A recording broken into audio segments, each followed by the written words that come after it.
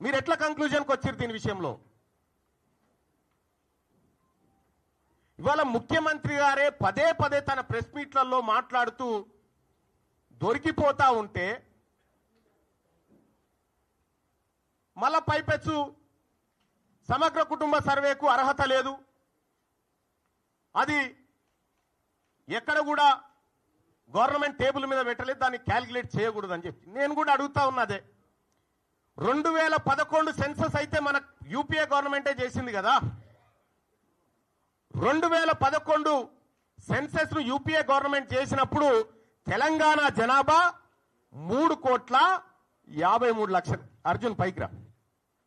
3,50,00,000 చిల్లర అని మనం చెప్పినాం. ఆ రోజు 83 లక్షల ఇండ్లు ఉన్నాయని చెప్పినాం. ఇలా ముఖ్యమంత్రి గారు చెప్పినటువంటి లెక్క 1,15,00,000 ఇండ్లు ఉన్నాయని చెప్పారు. 1,15,00,000 ఇండ్లుంటే ఈ 83 1,15,00,000 దాదాపు 32 లక్షలు పెరిగింది.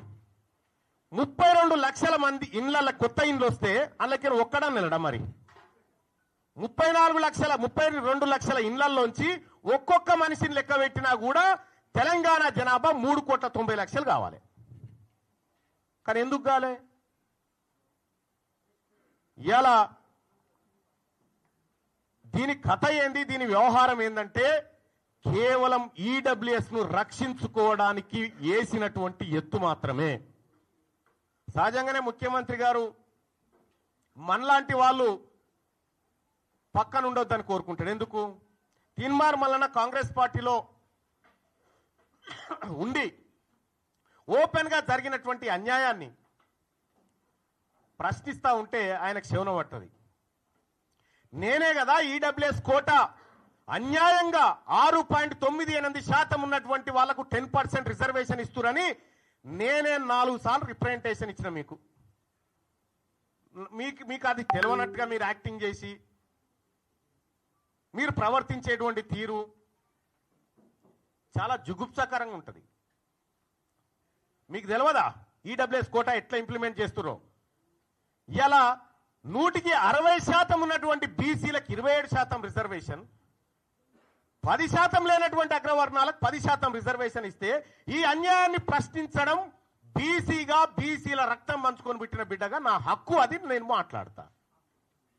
ఇలా నీ వర్గాల రక్షణ కోసం నువ్వు సమగ్ర కుటుంబ సర్వే ఏది మొన్న చేసిన సర్వేని అడ్డం పెట్టుకున్నావు కదా, మరి నా వర్గాల హక్కుల కోసం, నా వర్గాల రిజర్వేషన్ల కోసం నేను కూడా మాట్లాడతా కదా. అదే చేసిన నేను. ఇవాళ కాంగ్రెస్ పార్టీని కాపాడాలంటే, కాంగ్రెస్ పార్టీని రక్షించాలంటే ప్రజల్లో క్లారిటీ ఉండాలి. మనం సర్వే చేస్తే 90 ఏళ్ల తర్వాత సర్వే చేసినా మీరు చెప్తే సప్పట్లు కొట్టేటోడు లేడు, పాలాభిషేకం చేసినోడు లేడు. నీకు బీసీ వర్గాలు ఎవరు నమ్మలే. పైగా మొన్న మాట్లాడి నన్ను దోషిగా నిలబెట్టిరు, విలన్ చేసిరంటే విలనే అంటారు. ఆ విషయంలో విలనే అంటారు. ఆ విషయంలో మీరు చేసింది పక్కా సమాచారం అయితే, పక్కా సేకరించిన లెక్కలే అయితే ముఖ్యమంత్రి గారు ఆ సర్వేకు మీరు బాధ్యత వహిస్తారా? నాది బాధ్యత, దీని మీద డిబేట్కు నేను రెడీ అంటే ఎక్కడికి రావనో చెప్పు, నేను ఒక్కరిని వస్తా. నీ సర్వే తప్పని నిరూపిస్తా. నేను కూడా సూచనే చేసిన మీకు, ఆ రోజు సరిదిద్దుకునే అవకాశం ఉంది, ప్రయత్నం చేయండి, తప్పు కాదనేటువంటి మాట చెప్పిన. మీరు ఒక తప్పు చేసి ఆ తప్పును కప్పిపుచ్చుకోవడానికి మళ్ళీ తప్పు చేసి, ఆ తప్పును కప్పిపుచ్చుకోవడానికి మళ్ళీ తప్పు చేసి ఇవాళ సమగ్ర కుటుంబ సర్వే ద్వారా, కుల సర్వే ద్వారా ఓసీల పాపులేషన్ పెరుగుతుంది. 2011లో మనమే చేసినాం కదా సెన్సస్. ఆ రోజు తెలంగాణ రాష్ట్రంలో ముస్లింల జనాభా, మొత్తం ముస్లింల జనాభా 44 లక్షలు ఉంటుంది. ఈరోజు అదే 44 లక్షలు ఉంటుంది. ఇది ఎట్లా సాధ్యం? ముస్లింలు ఎవరు పిల్లల్నే కానలేదా? మధ్యలో సమగ్ర కుటుంబ సర్వే వదిలేద్దాం, కేసీఆర్ చేసింది.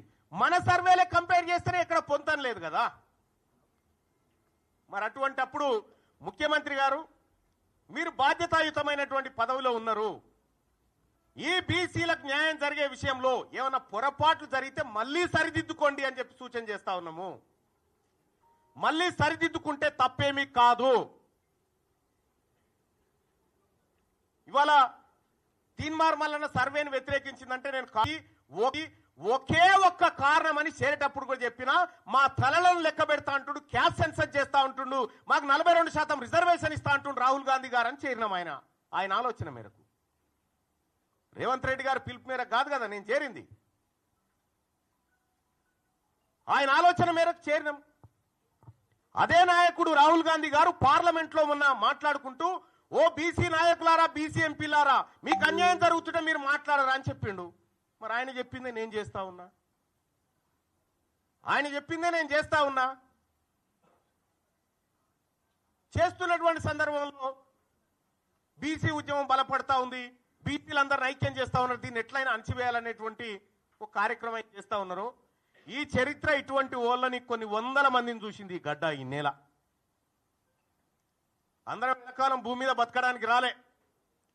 ఇవాళ మనం ఒక పని చేస్తే తరతరాలు గుర్తుండాలి.